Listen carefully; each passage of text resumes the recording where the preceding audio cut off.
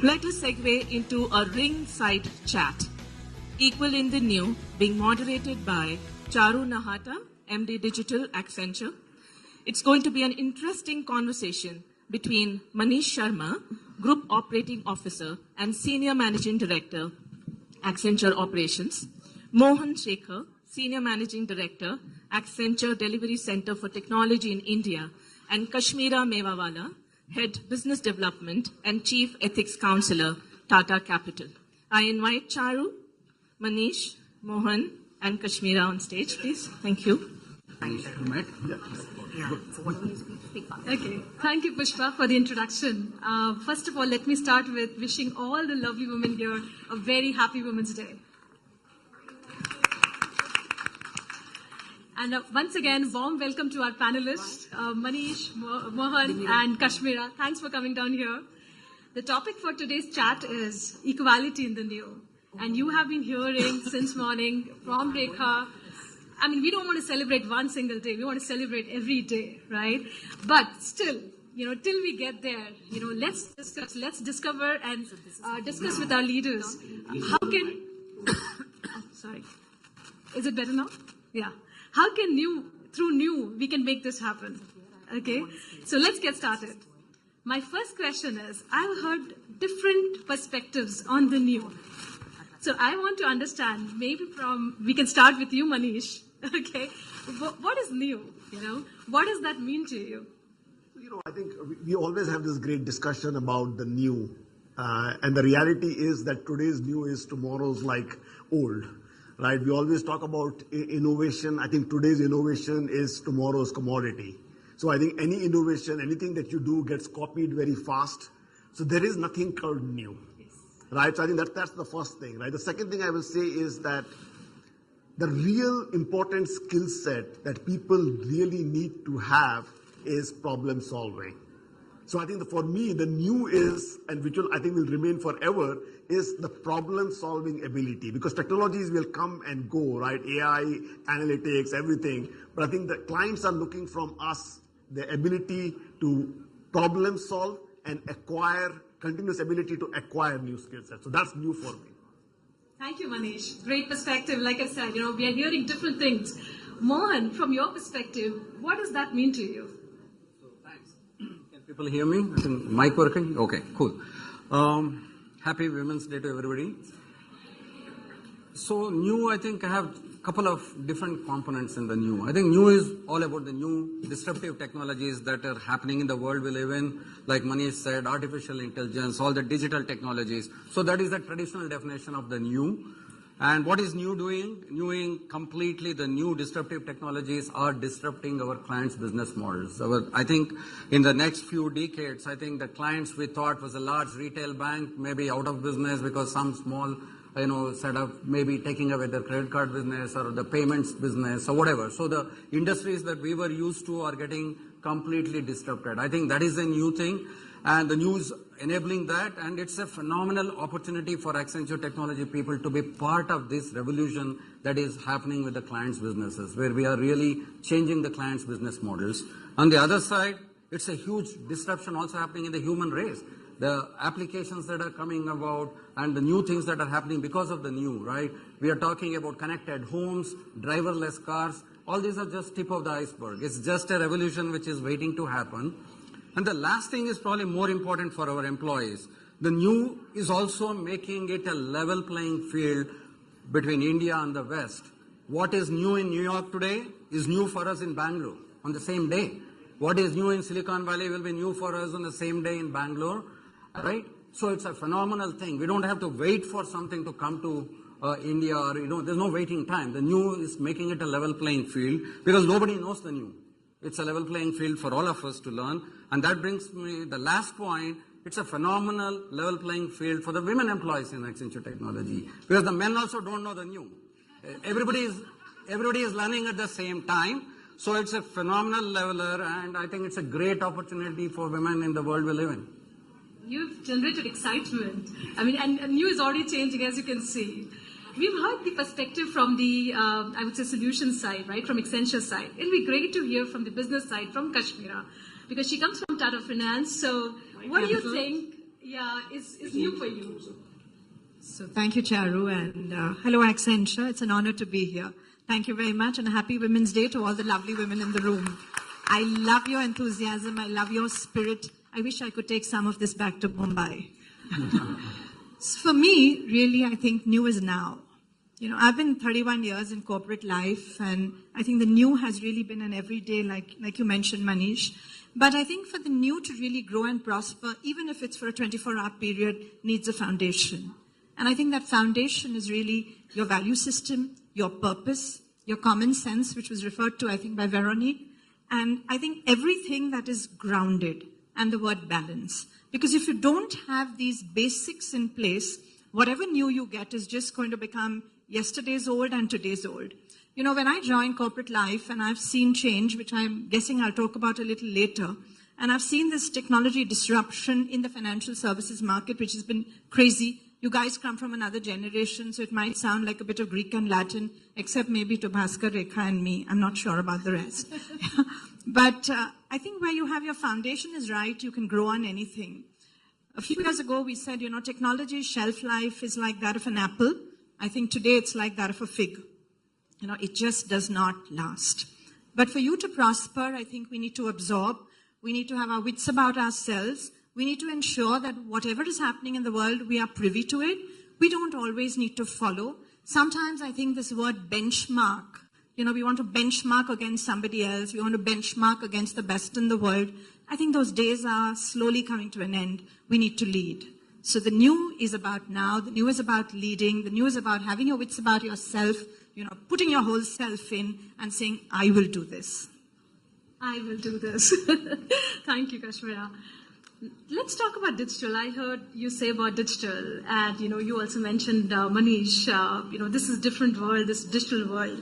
So, how do you think digital can help us bridge the gender gap that we are seeing? You know, how can it help us, you know, bring gender equality? And what's around that? So I think, you know, the first thing is, I was here last year also. At that time in operations, we had about 40% diversity. I said we will want to go to 50%. I think the good news is that we are at 45% and we will touch 50% this financial year. Right? So I think that's a great thing for us, right? So this stuff is happening even as we speak, right? In India, you know, if you look at it, for us, you know, and I think we talked about Romania. Romania is 85%, but I've got a country which is my favorite country, which is China, which is actually 95% gender diversity. So I have to find men there, right? So we celebrate International Men's Day in China, right? I wish we could get to this International Men's Day also here when we cross that 50% plus, right? I think that will be good. I think when we look about the digital stuff, the new stuff, and I said earlier about the key thing being problem solving, empathy and everything else, where do you think you can find all those abilities more? You know, and the answer is not too far away. You find them in women more, and that is why as we're getting more into the new technologies, the new this thing, you are getting more and more women who are coming in. Because I've seen the clients are asking us to solve their problems. And when we are asking for solutions, women do a much better job as compared to men, right? And I think that is why you will always find a huge thing, right? And we have been, you know, hiring leaders across the patch, even in this digital space, like we have got, you know, we hired Arundhati in India. We sent her to Philippines to run Philippines. Now she's going to do a global role coming back to India. I've got somebody in HR, you know, Sarika Mathur, you know, who has been through the whole stuff. But she displays maturity. She displays empathy for the new that we have. And that's why she becomes a very successful HR person. We've got Bhavna Rao who runs our analytics. All the new is being run by women. Right, so what more do you want, right? All women, I must say. What's your perspective, Mohan? Where do you see your technology group? Do you think, digital is helping bridge the gap? No, I think it is. It's a new, right? Like I said, it's a great level playing field. For example, in technology, we started something called High Tech Women Program 2 years back.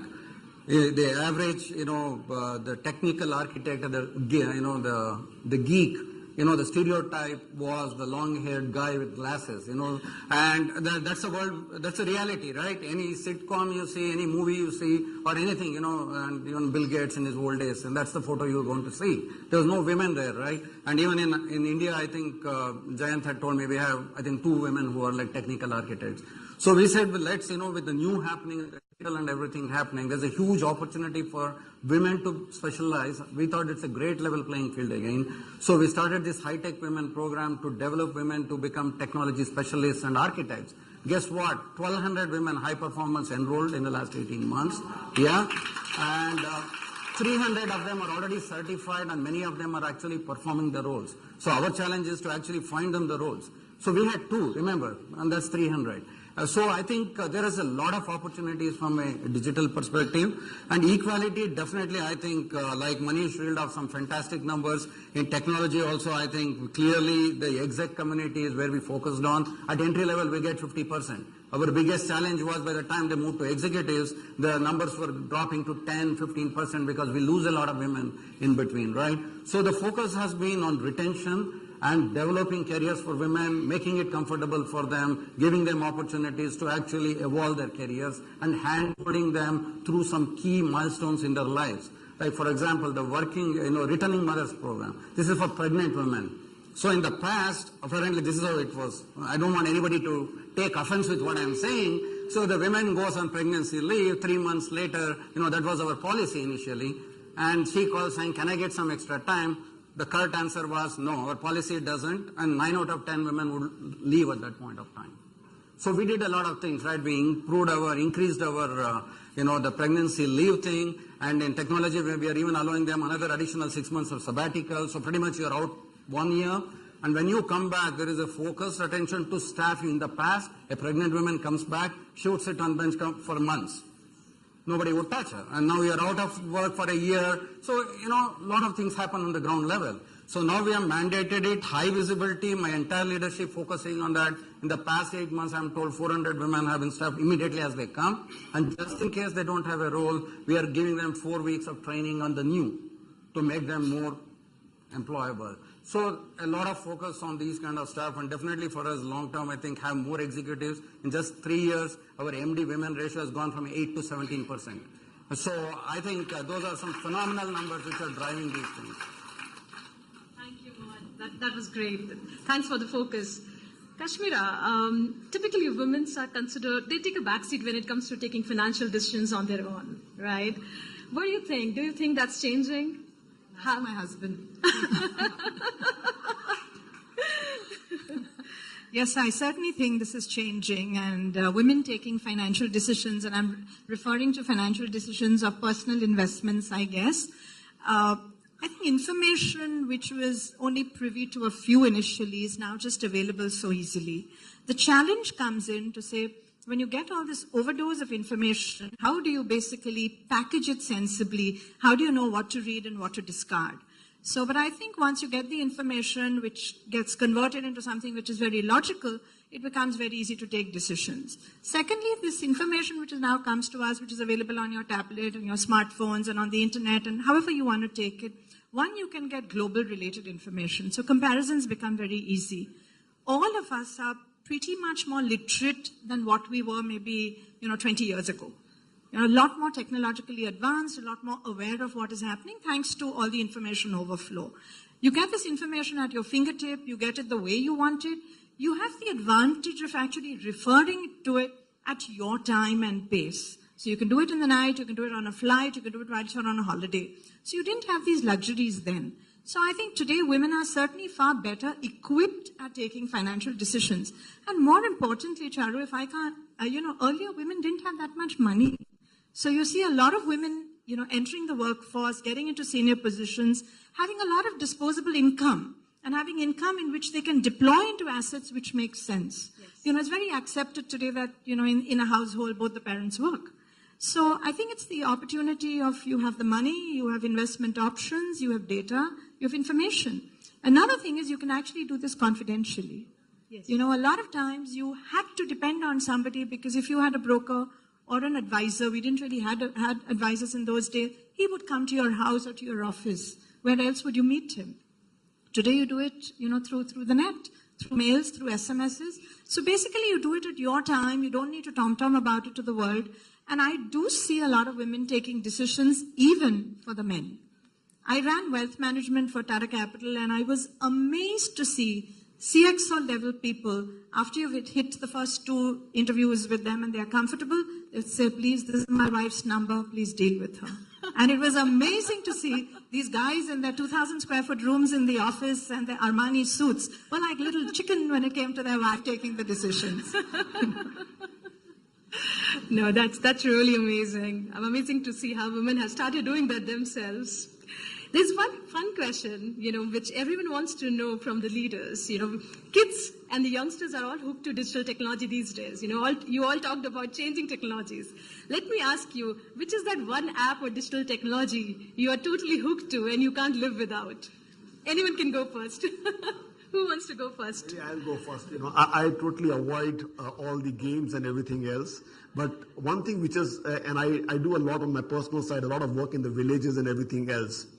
I'm really taken, and I've got this now with me, all this BEAM and everything else. And I think this cashless economy, what the government is trying to drive, is something really cool. And you can see in real innermost villages where they're selling tea of 1 rupee, the transactions being done by BEAM. So I think that is something which is my top one today. Great, Manish. Thanks for going first. Okay, I can't do without Google. I just can't do without Google. It's so strange, but I had ethics, as you mentioned. And whenever I'm actually handling a matter, before I walk into the interview room, I'm actually checking the person out on Facebook, on LinkedIn, on Instagram. And I don't know whether you like this or not, but it actually gives you a preconceived notion. Now, some of it could be good, some of it could be bad. So, this it's very cool to be on social media and paste those cute little selfies and put all those ball patches sometimes, but watch it, So please use all the social media very sensibly. And I know you said you don't play games, but I can't sleep without one game of Candy Crush.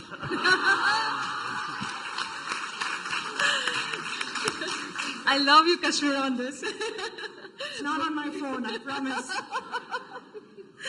So, how about you, Mohan? As you can see, he is not big into apps. She is very much into apps. So it's a diversity thing. So I fall under the same bucket. Very few apps on my phone. The only app probably I'm used to is nowadays, lately, it's Uber in the city. Yeah. And in a way, it's a blessing because, on the days when a driver or my car is not around, then Uber is more reliable compared to the other option we had for all these years in the city. The auto guy wanted to take me where he wanted to go rather than, where we wanted to go. That was the auto. So I think Uber is really making a difference, I think. So. Obsessed, and I talk about myself, and there are a lot of jokes made about Facebook and how many likes you got, and I'm always sniggering when people do it. But once in a while, when my snap gets posted, even I'm very anxious to see, have I got likes? And talking about Uber, considering that they even rate the passenger, I'm always very well behaved. So I think we had a great conversation. I wish we had more time. But yeah, definitely you can have a side chat with Kashmira, Manish, about what's changing. There's a lot of stuff which is changing here. And I'm excited because like Rekha said, like Bhaskar said, it brings opportunities. You have to take risks, you have to innovate. So with that, I would just end our conversation. And thanks once again for all the panelists. It was lovely having you here. Thank you.